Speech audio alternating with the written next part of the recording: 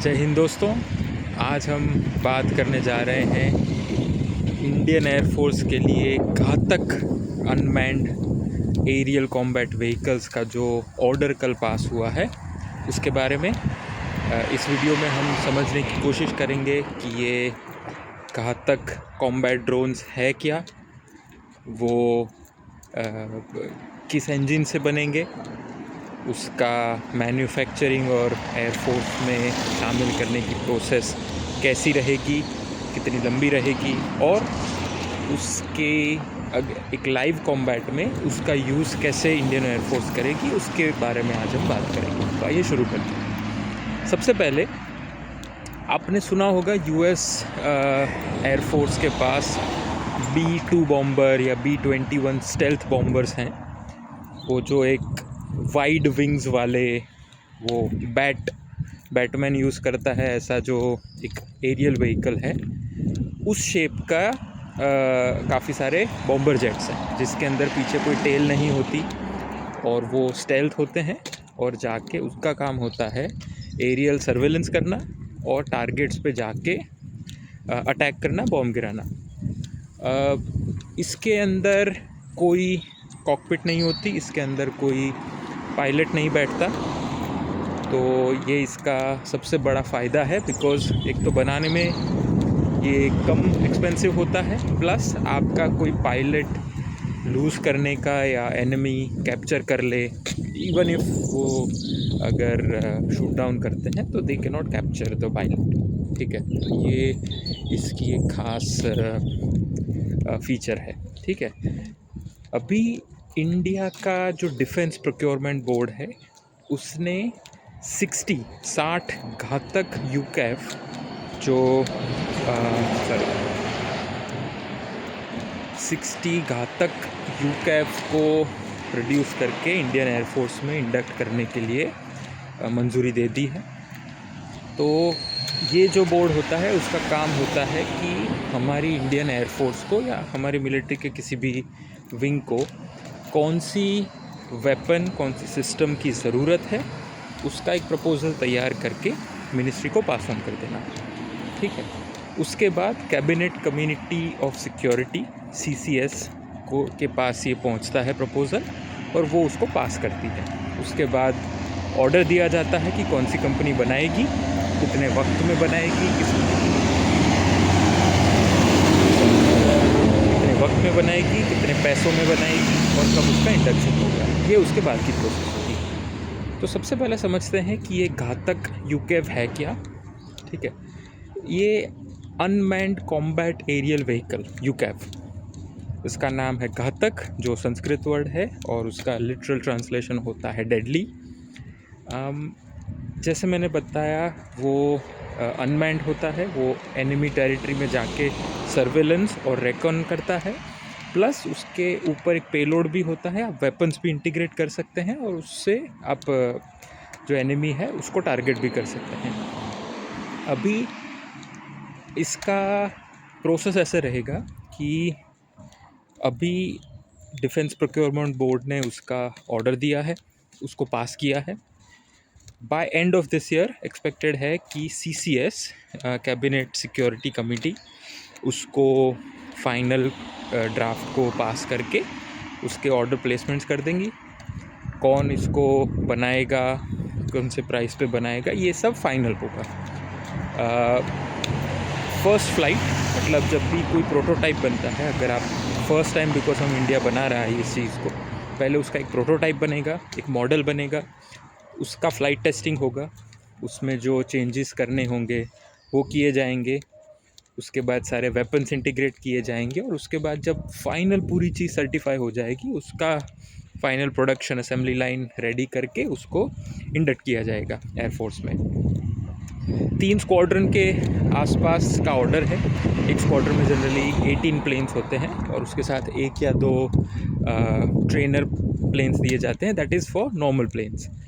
तो अगर आप देखें तो 54 प्लेन्स प्लस 6 ट्रेनर या टेस्टिंग प्लेन्स मिला के 60 के आसपास का ऑर्डर बनेगा।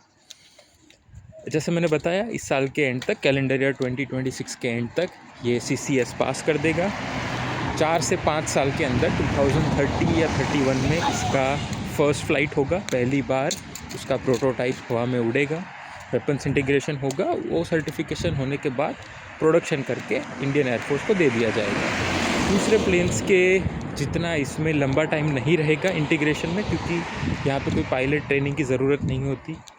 तो फर्स्ट फ्लाइट के बाद और वेपन्स ट्रायल के बाद उसको फटाफट से प्रोडक्शन में डाल के आप इंटीग्रेट कर सकते हैं। ओवरऑल 6 से 7 साल में आप मान के चलिए कि ये जो घातक है वो इंडियन एयरफोर्स में इंडक्ट हो सकता है। ठीक है, इसके अंदर जो बहुत बड़ा क्वेश्चन है कि कौन सा इंजन यूज़ किया जाएगा।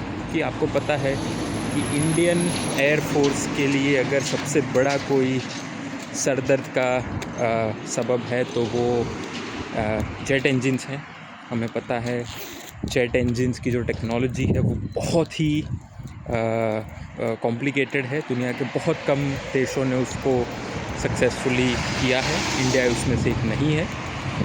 हम ट्राई कर रहे हैं but we have not been able to make that jet engine, and to be honest it's a very expensive programme जिसमें बहुत साल बहुत पैसा लगता है, एंड India has not been able to develop it. हमारा जो तेजस प्रोग्राम है, LCA तेजस लाइट कॉम्बैट का जो हमारा फाइटर जेट है, वो प्रोग्राम बेसिकली इंजन्स की वजह से ही आप मान सकते हैं कि ऑलमोस्ट बहुत डिले चल रहा है। हमारे पास LCA-1 Mark 1 के जो अराउंड 42 स्क्वाड्रन के हमारा इंडक्शन हो चुका है एयरफोर्स में कुछ साल पहले। Mark 1A जो है वो आई थिंक 5 हिंदुस्तान एरोनॉटिक्स के पास रेडी है प्लेन्स, और 10 से 12 एयरफ्रेम्स बन चुकी हैं, पर ऑर्डर ऑलमोस्ट 200 प्लेन्स का है। लेकिन 2 साल 3 साल के बाद भी हमारे पास सिर्फ 5 प्लेन्स हैं, वो भी अभी तक एयरफोर्स को दिए नहीं गए। उसमें भी कुछ इंटीग्रेशन चल रहा है, वो अलग की बात है। बट द रीज़न हमारा प्रोडक्शन नहीं फुल स्केल पे हो पाया, और इसीलिए आई थिंक पार्टली हमको ये 114 रफाल्स पे ऑर्डर करने पड़े, वो ये है क्योंकि इसमें जो इंजन लगता है तेजस में वो अमेरिकन कंपनी GE का 404 इंजन है, जो जियोपॉलिटिकल रीजंस बताइए, कोविड बताइए या प्रोडक्शन असेंबली की इश्यूज बताइए, वो हमको डिलीवर नहीं कर पा रहे हैं। और इसकी वजह से हमारे पास खाली जो डब्बे होते हैं वो 1 डज़न से ऊपर हैं, बट हमारे पास सिर्फ 5 इंजन हैं। अभी 6ठा engine I think last month आया है, बट आप समझ सकते हैं हर 1-2 महीने में एक आध इंजन हमको मिलता है, which is nowhere near good enough. हमारा जो 5th जनरेशन M का प्रोग्राम है उसमें भी इनिशियली GE के 414 इंजन्स लगेंगे, लेकिन इस प्रॉब्लम को दूर करने के लिए अभी आपने पढ़ा होगा साफरान जो फ्रांस की कंपनी है उसके साथ हमने एक इंजन डेवलप करने की बात चल रही है, क्योंकि वी नो कि अगर इंजन ना हो तो आपका कितना भी अच्छा फाइटर जेट का प्रोग्राम हो आगे नहीं बढ़ सकता। अभी वापस आते हैं घातक पे। घातक के अंदर हमारा खुद का कावेरी का जो ड्राई थ्रस्ट वाला इंजन है वो लगेगा। Now why is this very important? क्योंकि ये हमारी खुद की टेक्नोलॉजी है। हमने खुद से, हमारे DRDO ने और GTRE ने जो gas and turbine research engine का प्रोग्राम है उसने डेवलप किया। ये इंजन हमारे LCA तेजस में इसके लिए नहीं लग सकता क्योंकि जो कैपेसिटी होती है, जितना थ्रस्ट उसको जनरेट करना पड़ता है एक फाइटर जेट के लिए, वो अभी हमको वो लेवल का ब्रेक थ्रू नहीं मिला।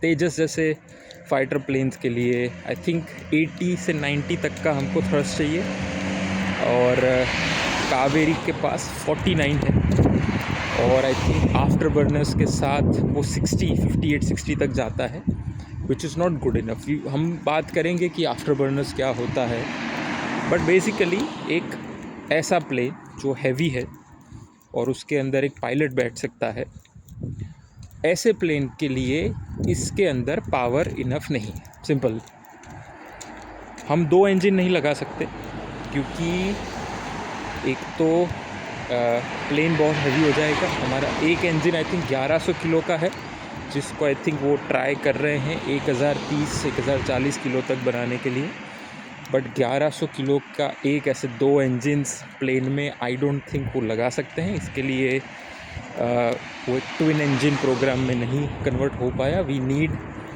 1 इंजन जो इनफ पावर दे सके, जो कावेरी नहीं दे पाता, लेकिन it is good enough for the UCAV जो अनमैन्ड कॉम्बैट व्हीकल है, उसके लिए इट इज़ गुड इनफ, तो कोई इश्यू नहीं है। तो इट्स वेरी गुड बिकॉज़ ये हमारी खुद की टेक्नोलॉजी है और हम जितने चाहे प्रोड्यूस कर सकते हैं engines. So that's why I said कि जैसे ही सर्टिफिकेशन हो जाता है, कावेरी का भी इंजन का सर्टिफिकेशन चल रहा है जो इस साल के एंड तक ख़त्म हो जाएगा। इट्स वेरी इंपॉर्टेंट, एक बार सर्टिफिकेशन हो गया उसके बाद हम उसको मास प्रोड्यूस कर सकते हैं। फ्यूचर में आई थिंक अगर ये घातक का एक प्रोग्राम सक्सेसफुल होता है तो फ्यूचर में एक सुपरसोनिक ट्विन इंजन का भी हम यूकैव बनाएंगे। अभी जो ये घातक बनेगा, वापस आते हैं घातक की स्पेसिफिकेशंस पे, तो वो 12-13 टन का प्लेन होगा, फाइटर प्लेन। उसके अंदर कावेरी का इंजन होगा, 49 किलो ड्राई थ्रस्ट। ड्राई और वेट थ्रस्ट में क्या फ़र्क होता है? बेसिकली आपको पता है इंजन कैसे चलता है, फ्यूल है। जब आग के अंदर आप फ्यूल डालते हैं तो वो एक थ्रस्ट पैदा करता है जिससे कोई इंजन पावर्ड होता है और आपका व्हीकल आगे बढ़ता है, ठीक है। अभी ड्राई थ्रस्ट है जो रेगुलर फ्यूल इंसर्ट होता है, प्रेशराइज होता है और व्हीकल को पुश करता है। आपने देखा होगा नीड फॉर स्पीड और ये सब मूवीज़ के अंदर जब वो नाइट्रो स्विच जो बताते हैं, ऐसे ही अगर आप आग के अंदर कोई भी पेट्रोल या डीजल या कोई भी टाइप का फ्यूल डालेंगे तो क्या होगा, एक बूस्ट मिलेगा, आग और जल्दी और तेज़ हो जाएगी और पावर ज़्यादा मिलेगा।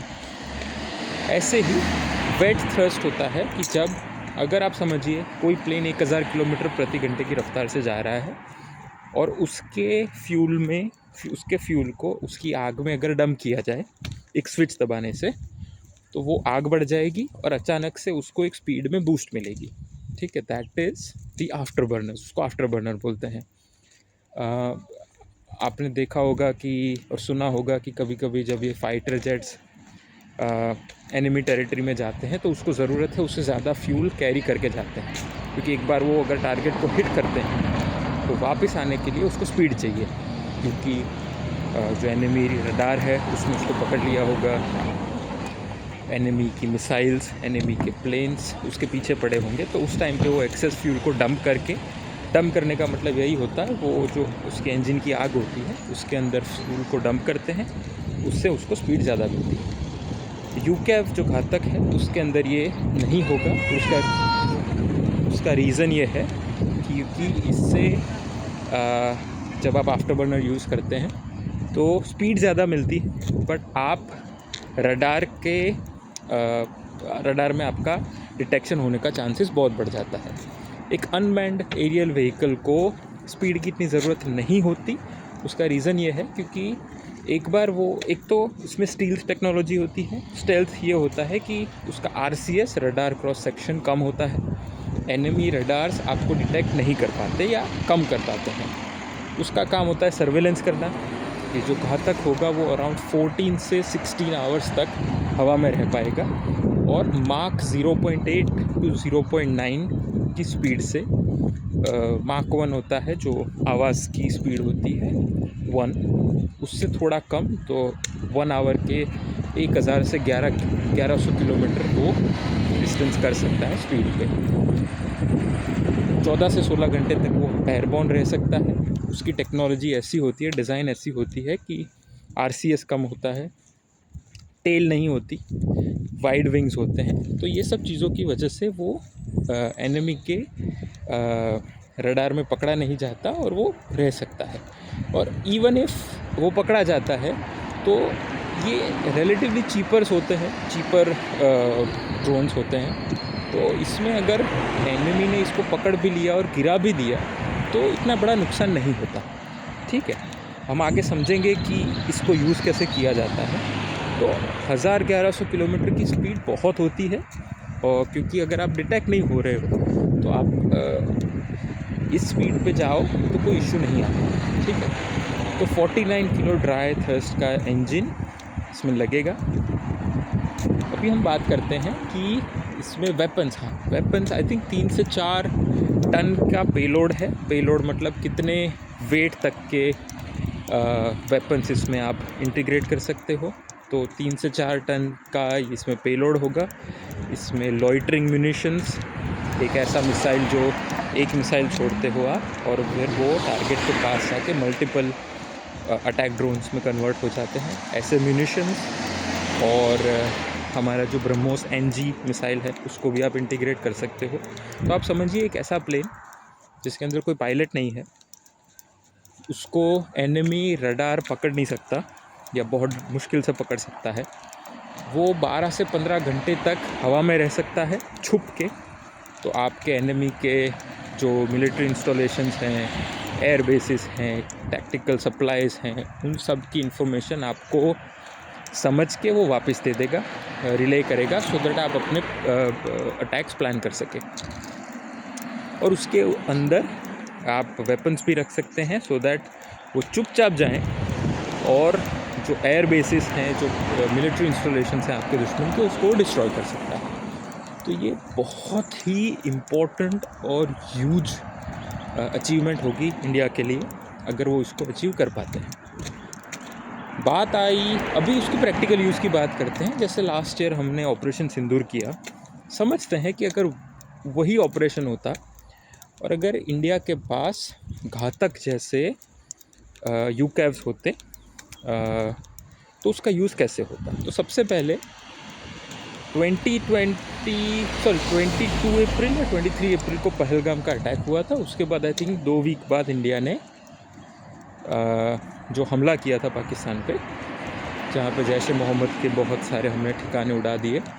पाकिस्तान ने ट्राई किया रिप्लाई करने का और फिर एक कॉन्फ्लिक्ट शुरू हुआ जिसमें हमने बहुत सारे उनके एयर बेसिस डिस्ट्रॉय किए, उनके काफ़ी सारे जेट्स हमने डाउन किए। ऐसी सिचुएशन में सबसे पहले तो जब अटैक हम प्लान कर रहे होते हैं तब ये घातक टाइप जो अनमैन्ड व्हीकल्स हैं वो हमको हेल्प करेंगे। पाकिस्तान जैसी कंट्री के मिलिट्री इंस्टॉलेशंस कहाँ है, कौन से फॉरवर्ड बेस पे उनके कौन से सिस्टम्स हैं, रडार्स कहाँ पे है, तो ये सब डिटेक्ट करके हमको वो वापस भेजेगा इन्फॉर्मेशन, जिससे हम अटैक्स प्लान कर सकते हैं। दूसरा, जब हमारे अटैक फाइटर जेट्स हम भेजेंगे एनिमी टेरिटरी में या अटैक करने के लिए, तो एक लॉयल विंगमैन का काम करता है। लॉयल विंगमैन क्या होता है, आपका एक प्लेन है, जैसे आपका Su-30 है या रफाल है, उसके अंदर एक पायलट है जो एनिमी टेरिटरी में जाता है। एनिमी टेरिटरी में जाने के बाद वो अटैक करता है। उसके साथ आप 6 से 8 लॉयल विंगमैन भेजते हैं। उनका काम ये होता है कि उसको प्रोटेक्ट करें। जब कोई मिसाइल इस प्लेन की तरफ आ रही हो तो उसको शूट डाउन करना, और वो प्लेन के जाने से पहले आप सपोज़ 6 से 8 घातक भेजते हैं, उस रास्ते में आने वाले सारे रडार्स को, सारे रेजिस्टेंस को वो बाईपास करता है, उसको डिस्ट्रॉय करता है। और एक रास्ता आप समझिए कि कहीं पे आप जा रहे हैं, 5 सिक्योरिटी गार्ड है, तो इसका काम ये है कि उस सिक्योरिटी गार्ड को ख़त्म करके आपके जो हैवी हिटर्स हैं जैसे Su-30 और रफाल्स हैं, उसको एक ऐसा रास्ता देना कि उनको कोई दुश्मन ना मिले। वो जाके अनइंटरप्टली, अगर उनका टारगेट बहावलपुर है या उनका टारगेट सियालकोट है, जहाँ पे है वहाँ पे जाके अपना टारगेट्स पे अटैक करके वापस आ सके। एयर डिफेंस सिस्टम जो होता है उसको डिस्ट्रॉय करने के लिए, कि जैसे एयर डिफेंस सिस्टम में ये होता है कि अगर कोई एनिमी मिसाइल या प्लेन आ रहा है तो एयर डिफेंस सिस्टम एक्टिवेट हो जाके मिसाइल्स शूट करता है। वो जो प्रोजेक्टाइल आ रहा है उसको ख़त्म करना। घातक का काम ये होगा कि वो ये सारे जो एयर डिफेंस सिस्टम है उसको एग्जॉस्ट कर देगा।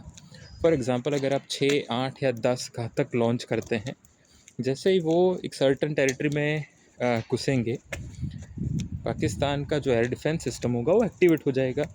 वो आई थिंक HQ-9 जो बात करते हैं चाइनीज़ सिस्टम की, जो फेल हो गया ऑपरेशन सिंदूर के टाइम पे, सपोज वो एक्टिवेट हो जाता है, बहुत सारे मिसाइल्स भेजता है, तो उससे क्या होता है कि उनका पूरा जो सिस्टम होता है वो एग्जॉस्ट हो जाता है।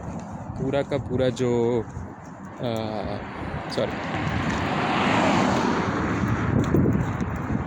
पूरा का पूरा जो उनके एयर डिफेंस सिस्टम होता है वो अपनी मिसाइल्स एग्जॉस्ट कर देता है। उसके पास एक कैपेबिलिटी नहीं होती कि उसके बाद एक सर्टन लेवल के बाद उसने 50, 60, 100 मिसाइल्स जब लॉन्च कर दी है, उसके बाद वो खाली हो जाता है, एग्जॉस्ट हो जाता है। उसके बाद हमारा बड़ा जो प्लेन होता है Su-30 या रफ़ाइल, वो एनिमी टेरिटरी में एंटर करके वो अपना काम कर देता है। तो इसके बहुत सारे फ़ायदे होते हैं। इसको आप अटैक जेट के तरीके से यूज़ कर सकते हैं, आपके मेन जेट्स को प्रोटेक्ट करने के लिए कर सकते हैं, सर्वेलेंस करने के लिए कर सकते हैं, स्टेल्थ फाइटर जेट के तरीके से यूज़ कर सकते हैं, और ये बहुत ही चीपर ऑल्टरनेटिव है। ये 60 प्लेन बनाने के लिए आई थिंक 5,000 करोड़ $600 मिलियन का एक एस्टिमेट है, विच इज़ वो कॉस्ट है अप्रॉक्सीमेटली 2 रफ़ाइल। तो आप समझिए 2 से 3 रफ़ाइल प्लेन की कॉस्ट में आपको 60 ऑलमोस्ट 3 स्क्वाड्रन, एक रफ़ाइल के सामने एक पूरी स्क्वाड्रन आपको मिल रही है इस तक। तो आप समझ लीजिए कि अगर आप एक पूरी स्क्वाड्रन भी भेजेंगे तो भी it's worth, and you do not have to worry about your pilot. उसका कैप्चर होना, उसकी जान पे खतरा बनने के कोई चांस नहीं है, बिकॉज अनमैन्ड है। तो ये पूरा सिस्टम ऐसे होता है। अभी होप करते हैं कि जो हमारा कावेरी इंजन है, कावेरी डेरिवेटिव इंजन, उसका सर्टिफिकेशन बहुत जल्द सक्सेसफुली पास हो जाए। वो पास होने के बाद we can get this process started, because ये जो ऐसी चीज़ है वो गेम चेंजर होगी इंडियन एयरफोर्स के लिए। ये एक गेम चेंजर होगी, और ऑनेस्टली हमारे पास ये ऑलरेडी होने चाहिए। ऐसे अनमैन्ड कॉम्बैट व्हीकल्स नहीं है, but I think if we can try and get it done within next 4 to 5 years, it will be a massive win. So hope करते हैं कि ये प्रोजेक्ट जितना जल्दी हो सके आगे बढ़े, और जब भी कोई अपडेट इसमें आएगी आगे तो हम इस पे बात करेंगे। तब तक के लिए टेक केयर। जय हिंद, भारत माता की जय।